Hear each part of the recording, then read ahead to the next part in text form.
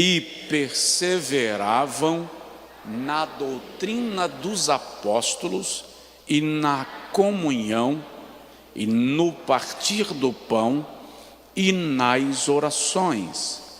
E em toda a alma havia temor, e muitas maravilhas e sinais se fazia pelos apóstolos.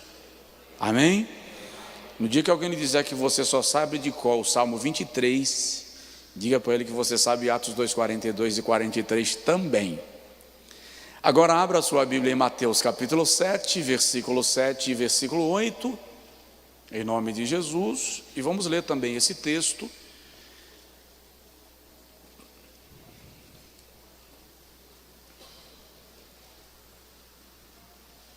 A mensagem que eu vou trazer é muito simples, muito prática.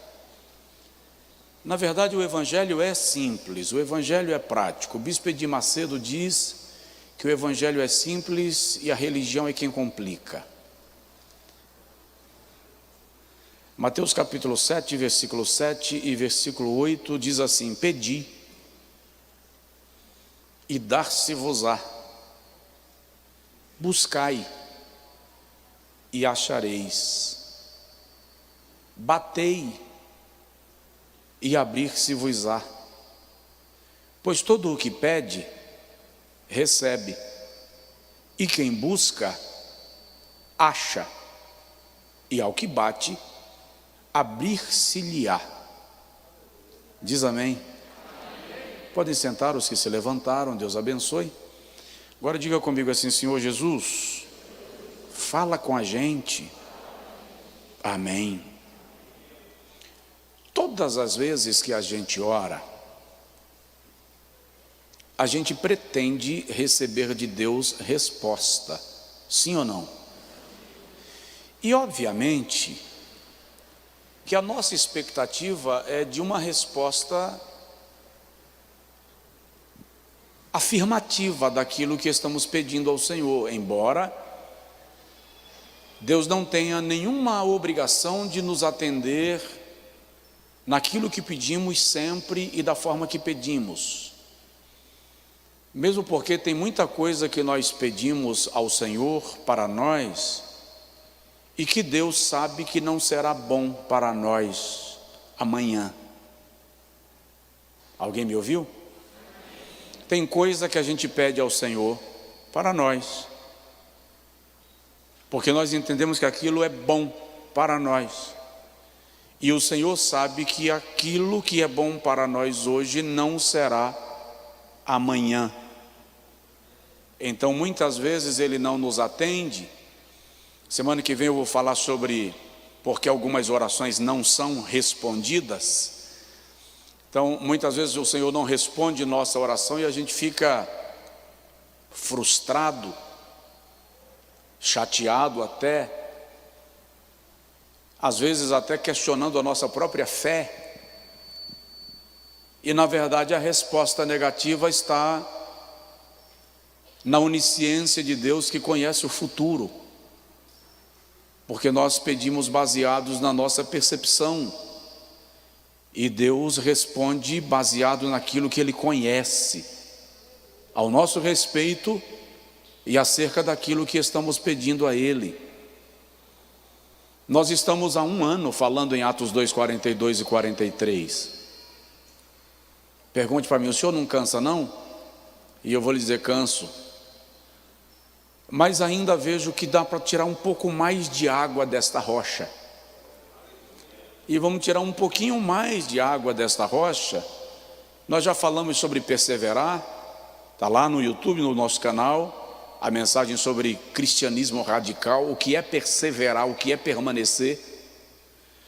Já falamos um pouco sobre a doutrina dos apóstolos, umas 8, 9 semanas sobre isto.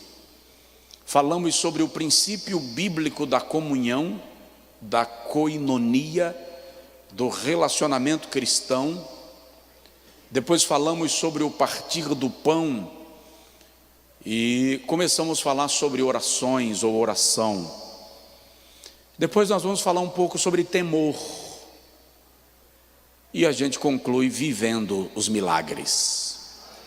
Porque o resultado de uma igreja que persevera na doutrina, na comunhão, no partir do pão, nas orações e no temor, são milagres. Se estamos falando de oração, eu gosto sempre de repetir esta frase de John Wesley. John Wesley foi um grande avivalista do Reino Unido, e ele usou uma frase dizendo que a oração é o oxigênio da alma. É também dele a frase que diz que parece que tudo que Deus faz é em resposta às orações.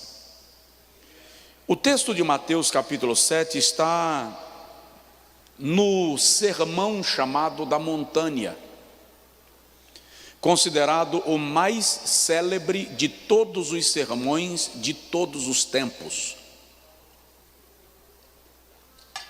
O sermão da montanha, na verdade, lança os fundamentos do reino de Deus manifestado entre os homens, a partir da chegada de Jesus Cristo na terra e do início do seu ministério. Aqui Jesus está falando sobre o princípio da oração, e é interessante que os estudiosos dizem que tanto o verbo pedir, quanto o verbo buscar, assim como o verbo bater, está conjugado nesse texto no presente linear. O presente linear na gramática da língua grega corresponde ao gerúndio da gramática da língua portuguesa, que dá a ideia de ato contínuo.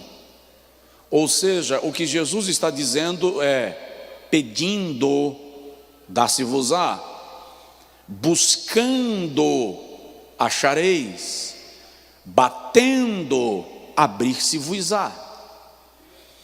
Ele está falando daquele que pede e continua, tem tanta convicção do que quer e de que está pedindo no lugar certo, que continua a pedir. Tem tanta convicção que está batendo na porta certa, que vai continuar a bater até que ela se abra. Oração, portanto, não é um ato isolado, não é um pacote que eu jogo no coração de Deus e ele que se vire. Justamente por isso a Bíblia fala tanto da perseverança. Colossenses 3:2, Paulo diz: perseverai na oração. Na primeira carta aos Tessalonicenses, capítulo de número 5, Paulo diz: orai sem cessar, versículo 17, dando justamente a ideia desta permanência na oração, desta insistência na oração.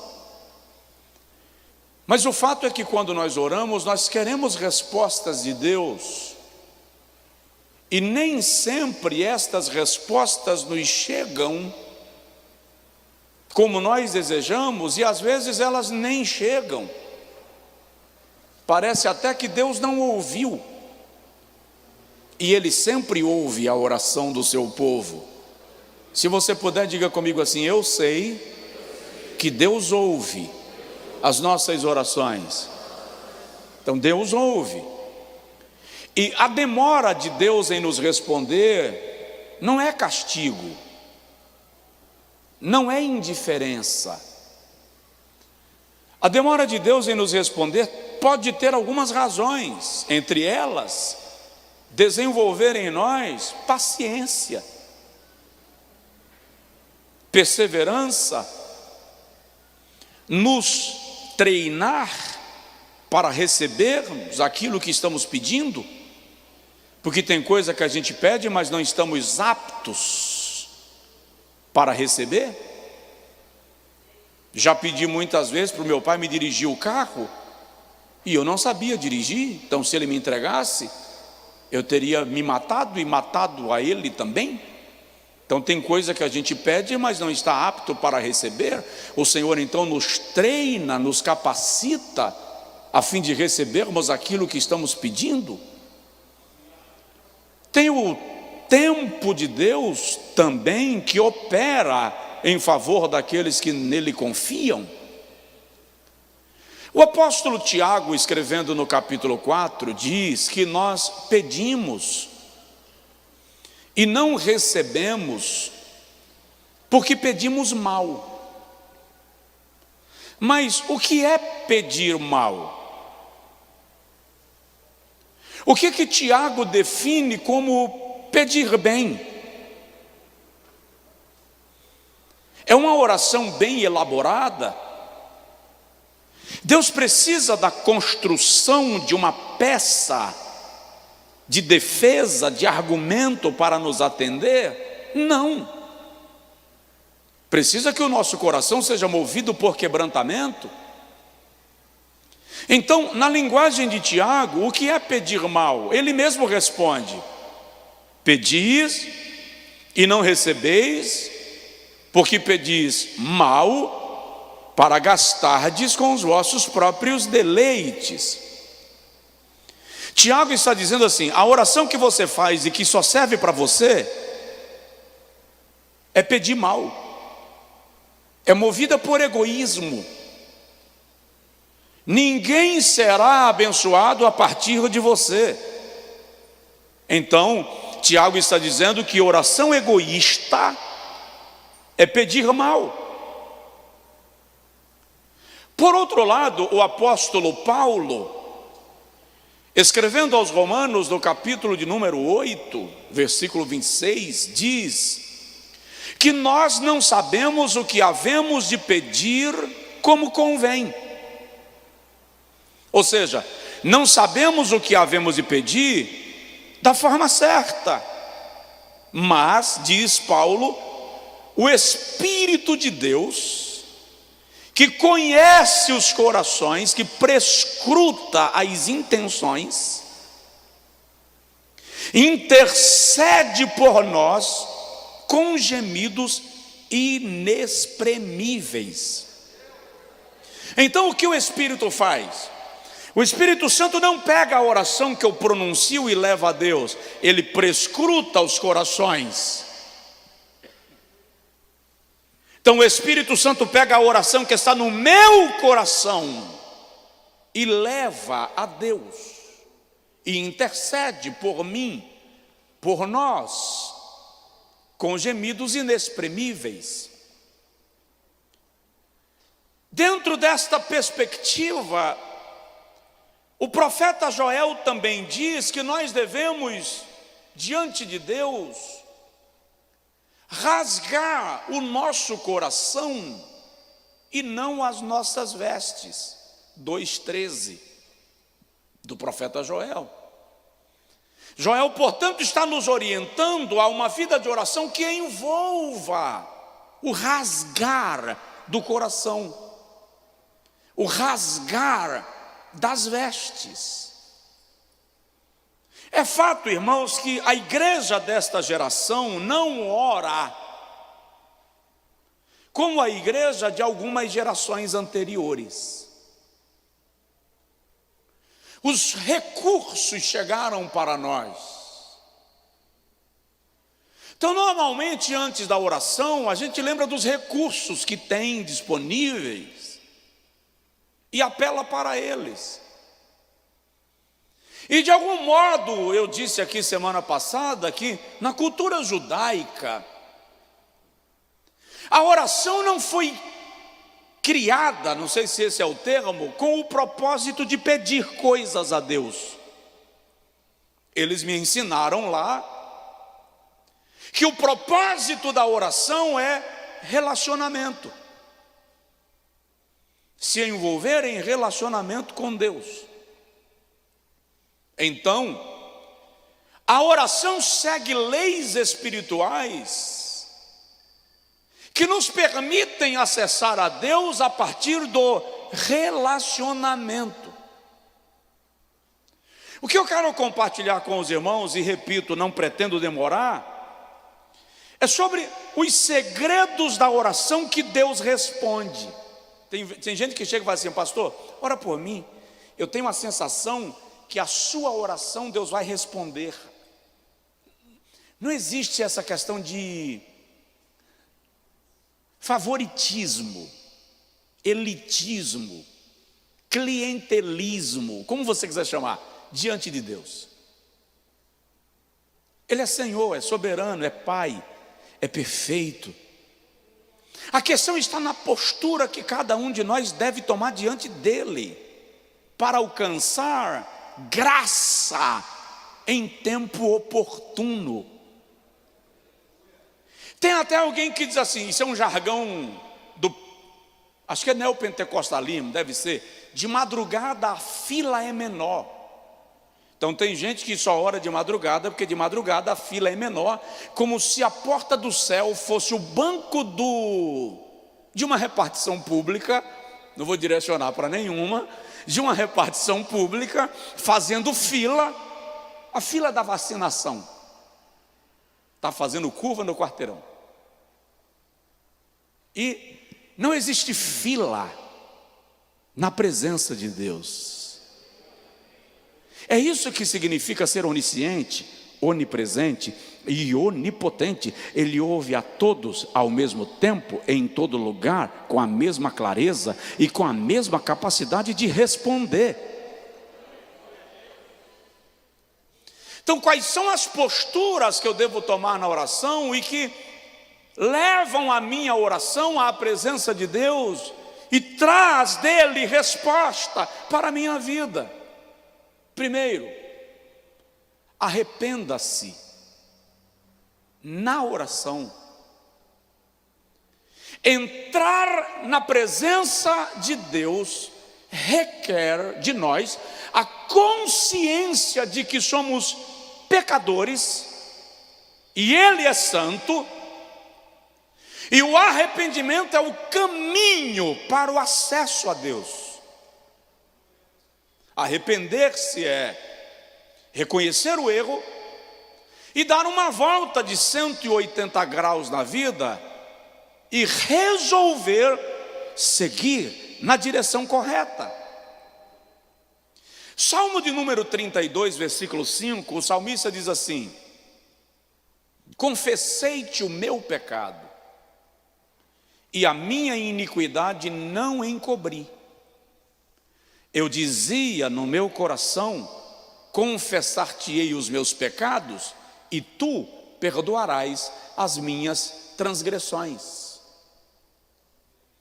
Primeiro segredo da oração é arrependimento. O primeiro momento da oração deve ser permeado de um sentimento de rendição e quebrantamento que expresse arrependimento pelos nossos pecados. Quebrantamento não se manifesta apenas em forma de lágrimas. Tem gente que está chorando e não está quebrantado, está com remorso. Tem gente sem chorar que está vivendo quebrantamento porque reconhece o seu estado e dilacera a sua alma na presença de Deus. Salmo 66, versículos 18 e 19, o salmista diz assim: se eu tivesse guardado o pecado no meu coração, o Senhor não teria me ouvido. Mas, graças a Deus, o Senhor atentou para a voz da minha oração. Isaías capítulo de número 6, traz para nós a experiência pessoal de Isaías no templo, quando ele vê o Senhor assentado sobre um alto e sublime trono, e a orla do seu manto cobre os umbrais da casa. E Isaías viu serafins voando, com duas asas cobrindo os rostos, com duas asas cobrindo os pés, com outras duas voavam e diziam: Santo, Santo, Santo é o Senhor dos exércitos, toda a terra está cheia da sua glória. Isaías diz assim: quando eu o vi cair e clamei, ai de mim que vou perecendo, porque eu sou um homem de lábios impuros e habito no meio de um povo de impuros lábios, e os meus olhos viram o Rei, o Senhor dos exércitos. Isaías diz: enquanto eu clamava, voou um anjo, um serafim, com uma tenaz na mão, foi ao altar e tomou uma brasa, e vindo, tocou os meus lábios e disse: perdoado foi o teu pecado, e purificada foi a tua iniquidade. Então Isaías ouviu uma voz que dizia: a quem enviarei, e quem há de ir por nós? O processo começou na expressão de arrependimento. Então, o primeiro segredo de uma oração atendida é arrependimento. João, escrevendo a sua primeira epístola, no capítulo 1, versículo 7 e versículo 9, diz: se andarmos na luz, como Ele na luz está, temos comunhão uns com os outros, e o sangue de Jesus Cristo, seu Filho, nos purifica de todo o pecado. No versículo 9 ele diz: se confessarmos os nossos pecados, Ele é fiel e justo para nos perdoar e nos purificar de toda iniquidade. Alguém aí pode dizer amém? Primeiro segredo da oração que Deus responde é arrependimento. Segundo, e aliás, antes de eu migrar para o segundo, tem um cara na Bíblia que ele vai orar e diz assim: Senhor, eu te dou graças porque eu não sou como esse outro aí, ó. Eu jejuo, eu sou dizimista, eu frequento a igreja. Ele é um publicano miserável. Quantas vezes a gente vai orar carregado de orgulho? Alguns chamam de orgulho espiritual. Eu não sei se tem orgulho espiritual. Eu sei que é orgulho. É quando a gente chega diante de Deus, apresentando a Ele a lista dos nossos méritos. Senhor, ó, presta atenção, quem está aqui sou eu. O senhor presta atenção, porque eu não sou como a minha cunhada. Que a minha cunhada, o senhor sabe que só a misericórdia. Mas eu, Senhor, eu frequento círculo de oração, eu jejuo toda semana. Aí Deus olha e diz assim: tua cunhada, ô lerda, não obstante os defeitos que tu apontas, se humilha debaixo da minha soberania. Desce tu também. Então muitas vezes nós vamos orar apresentando a Deus o nosso mérito. E eu acho que Isaías estava meio azedado, no melhor sentido da palavra, quando ele escreveu assim: o melhor da nossa justiça diante dele é como trapo de imundícia. Trapo de imundícia ali, irmão, é absorvente. Pano de menstruação. Nos dias de Isaías não havia absorventes, as mulheres rasgavam pedaços de pano e usavam para a contenção do fluxo sanguíneo. O que Isaías está dizendo é que o melhor do meu currículo, diante da santidade de Deus, é apenas pano para jogar fora com a substância que o organismo está expelindo. Ou seja, diante de Deus, o melhor de mim e o melhor de você não serve. Nós somos resultado da sua misericórdia, da sua graça, da sua compaixão, da sua benignidade para conosco. Então eu vou esculambar, vou viver de qualquer jeito. Arrependimento é exatamente um parâmetro que revela que o homem não pode viver de qualquer jeito. Porque se o melhor de mim é como trapo de imundícia, o que dizer do pior de mim?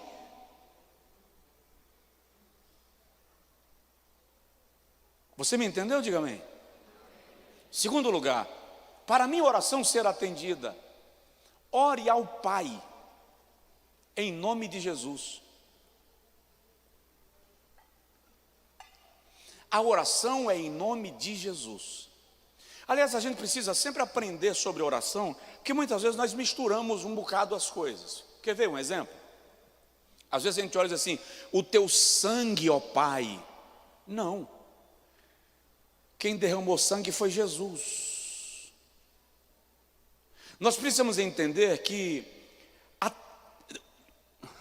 Deus se manifesta de forma triuna: o Pai, o Filho e o Espírito Santo.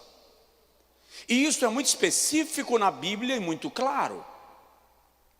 Quando nós oramos, a nossa oração é dirigida ao Pai. O Senhor Jesus é o advogado, ou advocatus, paracletos, mediador. É aquele que diante de Deus revela que, embora nós não sejamos merecedores, por causa dele, Jesus, nós podemos ter acesso ao Pai. O nosso acesso a Deus só é assegurado por causa de Jesus, que se fez homem, viveu entre nós sem pecar, morreu por nossos pecados, para representar pecadores diante de um Deus que é santo. Por isso que no Evangelho segundo João, capítulo 15, versículo 16, Jesus diz assim: não vos escolhestes vós a mim, mas eu vos escolhi a vós e vos nomeei para que vades e deis fruto, e o vosso fruto permaneça, a fim de que tudo quanto pedirdes ao Pai em meu nome, Ele vô-lo conceda. É em nome de Jesus. Em João capítulo 16, parece-me que é o versículo 23, Jesus diz assim: até agora nada pedistes em meu nome, pedis e recebereis, para que o vosso gozo se complete. Então, o que Jesus está dizendo é: para de pedir baseado no teu mérito, no seu tempo de religião, no seu tempo de igreja, no seu título ministerial. Não. É em meu nome. O nome de Jesus é o código, é a senha que abre a porta, que te leva à presença de Deus, porque o seu nome está acima de todo nome, nos céus e na terra.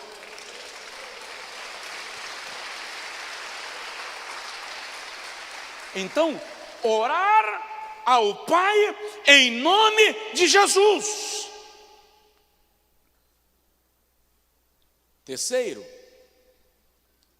se quero que a minha oração seja atendida, defina o que você deseja pedir da parte de Deus.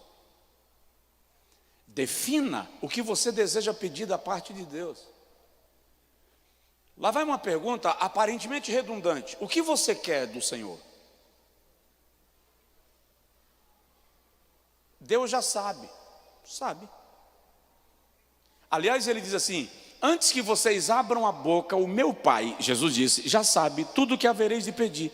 Eu acho engraçado esse texto, porque no capítulo 6, Jesus diz assim: o Pai sabe do que vocês precisam antes que vocês sequer abram a vossa boca. Mas lá no capítulo 7 ele vai dizer: pedi e dá-se-vos-á.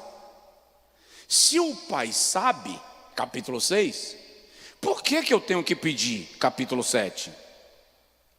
Porque oração é via de relacionamento. O Pai sabe, mas deseja que você se aproxime dele, para conversar com ele sobre as questões que te envolvem. Tem um camarada à beira do caminho gritando: filho de Davi, Marcos 10, 51, tem misericórdia de mim. O texto diz que o indivíduo é cego. E quando Jesus para e diz: chamai-o, trouxeram o jovem cego para Jesus, e Jesus olha para ele e pergunta assim: o que queres que eu te faça? Ora, não era óbvio? Então por que Jesus pergunta? Porque se você quiser uma esmola, eu te dou.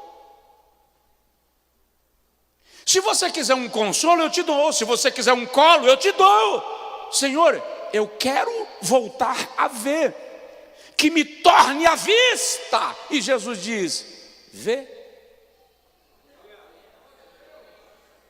Tem um outro há 38 anos à beira do poço de Betesda, do tanque de Betesda, irmão. O cara está lá há 38 anos esperando um anjo que moveria as águas em algum momento, a fim de que o primeiro que fosse lançado fosse curado. E Jesus chega para o cara e pergunta assim: você quer ficação? Mas como assim? Eu estou aqui há 38 anos. Que pergunta é essa? É porque eu quero que você diga por que você está aqui. Qual é o teu foco? Qual é o teu propósito? Qual é a tua meta? O que você deseja? T.L. Osborne, um homem que Deus usou muito com milagres nos anos 60 e 70. Ele testemunha num dos seus livros que foi convidado para ministrar num retiro espiritual. E quando ele chegou, o povo estava chegando ainda para a reunião, e ele estava olhando, os casais chegando, crianças chegando, e achando tudo aquilo muito lindo. E ele viu de repente quando um bonito rapaz desceu de um carrão, fez a volta, e quando o cara fez a volta, ele disse: que coisa linda, um homem abrindo a porta para a esposa. Mas ele disse que o homem, antes de tirar a esposa do carro, tirou uma cadeira de rodas e pegou a esposa no colo e colocou na cadeira de rodas. E Osborne orava por enfermos de forma extraordinária. E ele se aproximou do casal e disse assim: eu vou orar pela senhora e o Senhor vai lhe curar. Eu não posso admitir um casal tão lindo e a senhora nessa situação. E ele disse que foi logo orando. Quando ele foi orando, a senhora fez assim: pastor, por gentileza, eu não gostaria que o senhor orasse para Deus me curar. Eu vivi a vida inteira para dar boa vida a esse marmanjo. Agora ele tem que pagar a conta e cuidar de mim. E Osborne diz que ficou surpreendido com aquilo, porque ele jamais imaginou que tivesse alguém que não quisesse a cura. Então, defina o que você quer. Se Deus vai te atender da forma que você quer, é uma questão da soberania dele. Mas apresentar a Ele o seu pedido. Por isso que Tiago diz: quem quiser sabedoria, peça a Deus. Peça, porém, sem duvidar. Porque o que duvida oscila como as ondas do mar, sendo levado de uma parte para outra parte. O que você deseja de Deus? Tem alguém aí? Diz assim: pastor. Falei: pastor, tá bom, vai parar. Diz assim: amém. Tem uns dois. Vamos lá. Quarto segredo da oração atendida: primeiro, se arrependa. Segundo, ore ao Pai em nome de Jesus. Não pensa que é você, que sou eu. Não pensa, não se engana. É o nome de Jesus. Terceiro, decida o que você deseja receber do Senhor. Quarto, ore usando a palavra. Você sabia que até para orar a gente precisa conhecer a Bíblia? Você já leu a oração de Esdras, no capítulo de número 9 e capítulo 10 do livro que recebe o seu nome? A oração de Esdras é um relatório do que Deus fez com Israel até o cativeiro, a saída do Egito, as promessas a Abraão, o livramento, as profecias. Você já leu a oração de Neemias, do capítulo 1 de Neemias? Neemias discorre sobre os atos de Deus em favor de Israel. Você já leu a exposição de Pedro em Atos 2 e 3? É bíblica. Tem gente que pensa que oração é um catálogo de pedidos que você preenche com X. A base para a nossa oração é a palavra de Deus. Deus não vai te dar nada que contraria a sua palavra.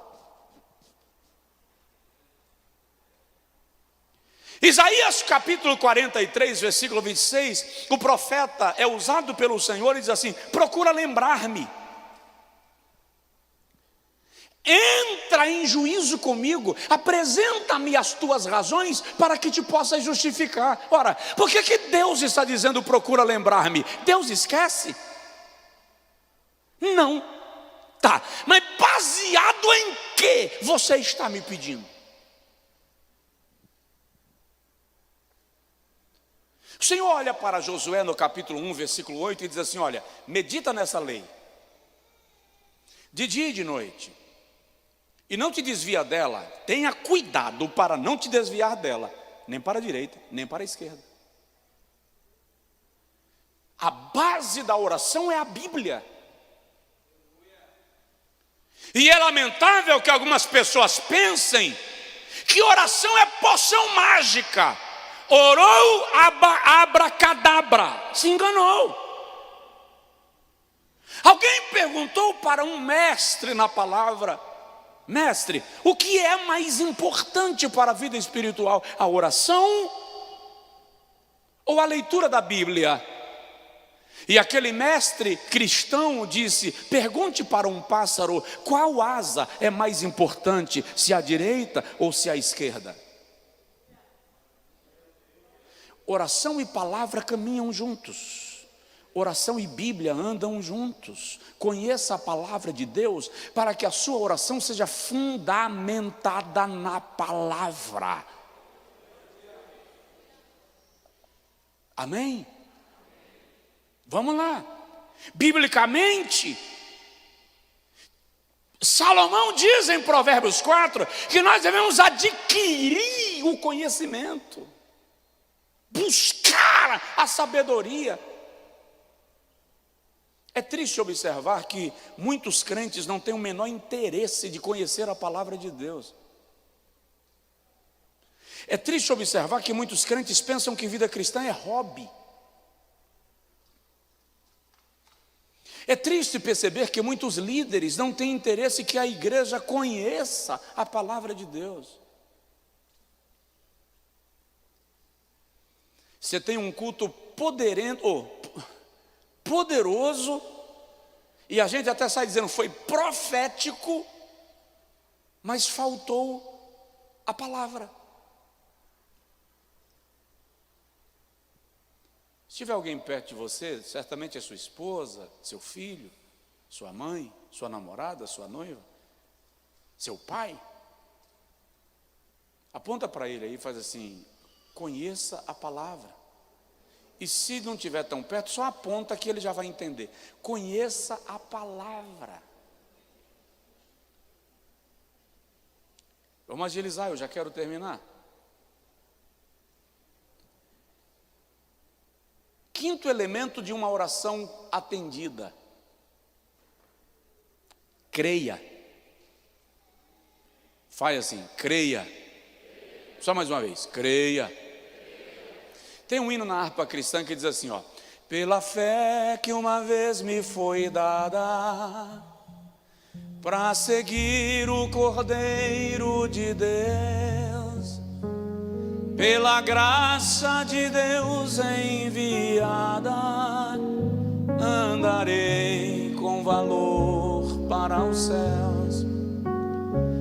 Quero andar de valor em valor e seguir a Jesus, meu Senhor, até que um dia receba no céu a coroa que me dará Deus.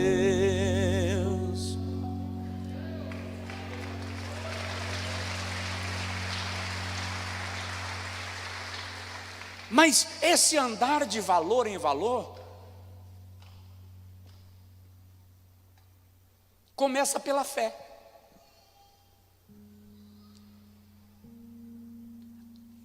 tudo na vida do cristão começa pela fé.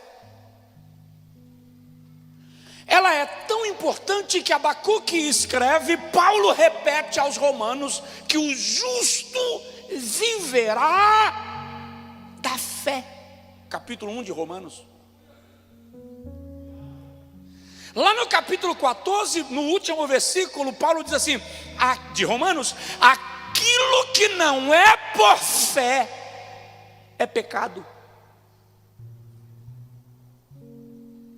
O escritor aos Hebreus, no capítulo 11, versículo 6, diz assim: sem fé é impossível agradar a Deus. Aí no versículo 1 da Epístola aos Hebreus, capítulo 11, o escritor diz assim, que a fé é o firme fundamento das coisas que se esperam e a prova das coisas que não foram vistas. Se a fé é o firme fundamento, então ela é o alicerce do prédio que você pretende construir. Não importa o tamanho do edifício, começa pelo alicerce. Não importa o tamanho do milagre, começa pela fé.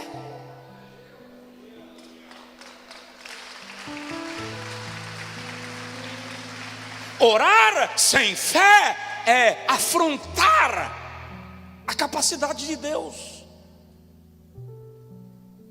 Mateus capítulo de número 14, versículo de número 27, até o versículo de número 32. Eu falei esse texto aqui essa semana.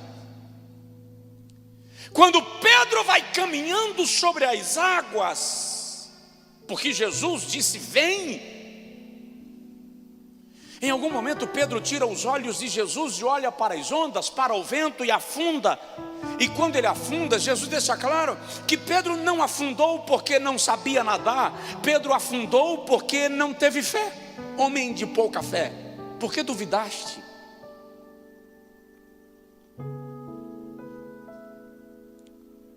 Em Mateus capítulo 17, Jesus diz que quem tiver fé do tamanho de um grão de mostarda falará para um monte: move-te desta parte para outra parte, e ele se moverá. E é incrível aquele cenário, porque naquele cenário nós temos um rapaz endemoniado,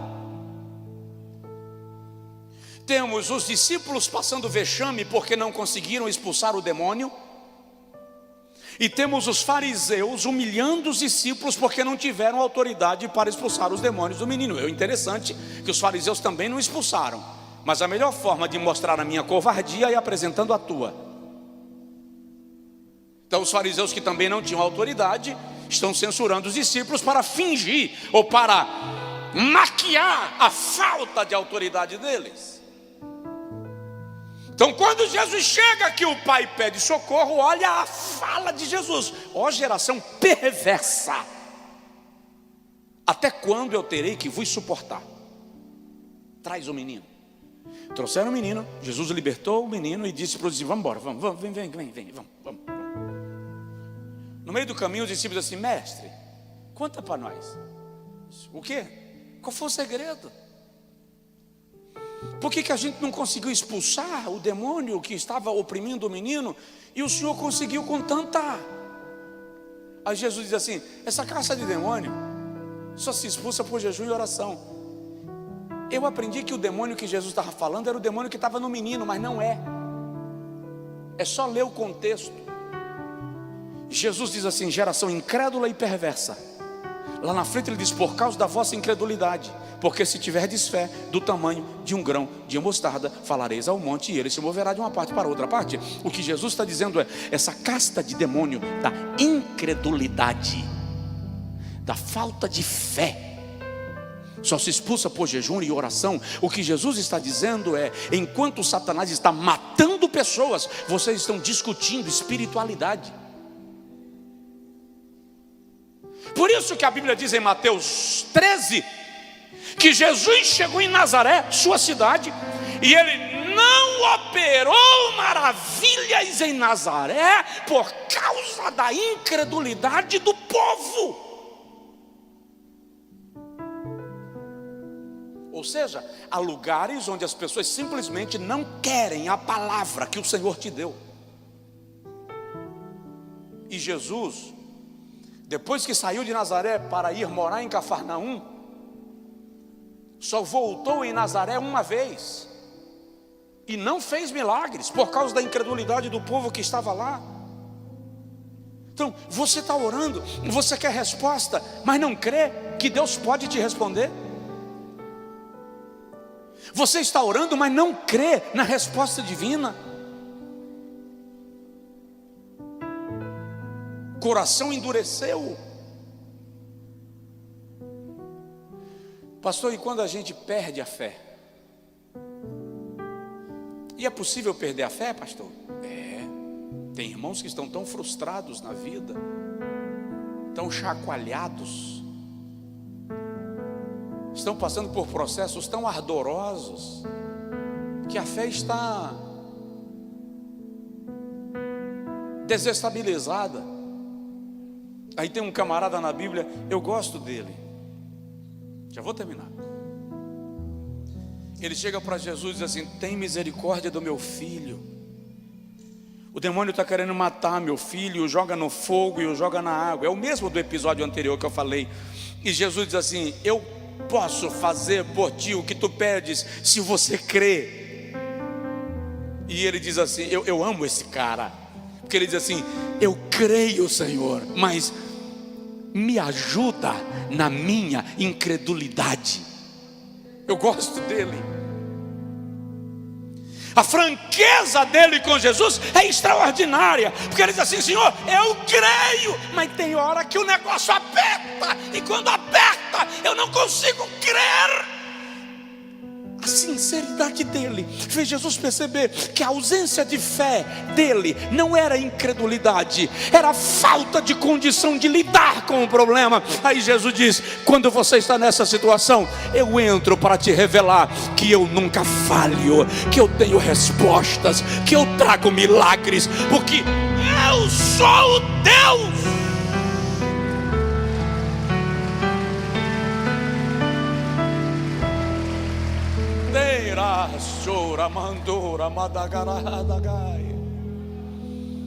Fica de pé, eu vou continuar a terça que vem, para a gente não passar do horário, nem passar do horário, nem mutilar o que eu quero ministrar para o seu coração da parte de Deus. Aleluia.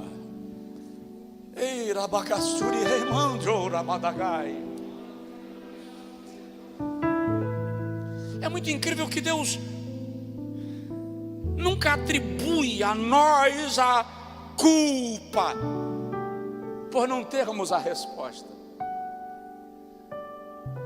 Ele nos apresenta o caminho para encontrar a solução. Como eu queria que a igreja compreendesse o que é misericórdia divina. Deus é muito misericordioso. Deus não trabalha conosco pelo mecanismo do medo. Deus não trabalha conosco pelo mecanismo da opressão. Deus não trabalha conosco com o mecanismo da acusação. Ele aponta o caminho. E Ele ouve as suas orações. Ah, glória a Deus. E vai te responder. Às vezes demora, é verdade. Pelo menos na nossa linguagem demora. Eu já disse para Jesus: Senhor, eu sei que aí em cima o tempo não passa, mas aqui embaixo passa. Eu era menino brincando de gude um dia desses, e hoje eu estou cheio de cabelo branco. O tempo está, para mim aqui o tempo está passando. O Senhor tem misericórdia. Mas Deus compreende,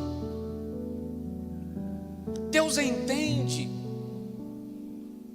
E muitas vezes Ele só quer que a gente, usando a alegoria que Jesus usou para Jerusalém, Ele só quer que a gente corra para debaixo das suas asas, a fim de nos refugiarmos nele, como os pintalhinhos se refugiam debaixo das asas da galinha que lhes aqueceu. Senhor te ouve e entende. E até quando você faz uma oração feia, bagunçada, o Espírito Santo vai lá, resgata o propósito do teu coração e chega diante do Pai e diz assim: ó Pai, ela está falando isso aqui desse jeito, mas na verdade o que está na alma dele, o que está na alma dela, é isso aqui. É colocar a nossa oração na linguagem de Deus, para que a resposta nos seja concedida. Então para de se afligir, para de se penitenciar, porque a resposta não chegou. É Deus me punindo, é Deus me massacrando. Não, para de se penitenciar. Deus está te dando uma aula de paciência, de perseverança, de discernimento do tempo, mas Ele vai trazer a resposta conforme a sua soberania e perfeita vontade.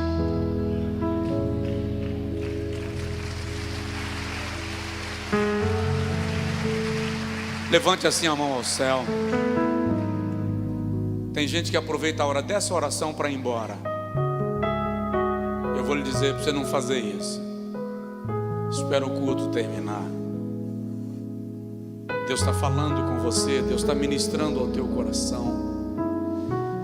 Diga comigo: Senhor, eu me entrego na tua mão. Minhas causas, meus anseios, minha casa. Assume o comando e me faz compreender o teu modo de agir na minha vida, em nome de Jesus.